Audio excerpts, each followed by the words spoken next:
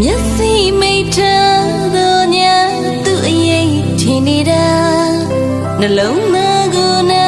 စင်ညာစကားတွေပြောနေလိုက်တာသူဘေကိုသူကိုအနာရှိနေသည်မှာဘာကြောင့်များသီလားအချီယာအနုလလကလေးရီနေယူရကျင်နာစွာတွေးပွေယူတဲ့သူအားအတွေ့တွေနှွေးနေသေးပါဒီလိုမြင်ချခဲ့သာရလီသည်မှာစကဲမချနှလုံးသားနေတူပါအသေးတနေ့ထတူချင်နေတာဖြူစင်သောမြင့်တာမကန်သောသစ္စာကြောင့်စီရလာပမာသေးဆိုင်မှာဆွေခိုင်မှာမပြုတ်ပြနိုင်မှာ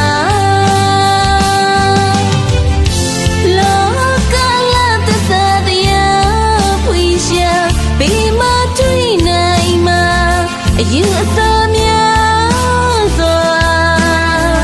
တချို့ငါတို့နှလုံးသားဒီမှာရှာတချို့ကတာရုပ်လက္ခဏာကိုကိုမကအလားတရားကိုနုပညာပါကိုရင်ခံမှုများကိုဖန်တီးမှုများသာအမဒီပုတ်ပွားကြောက်သားရုပ်စီခိုင်မှာမြင့်မြတ်သောအလားရဲ့သစ္စာပါ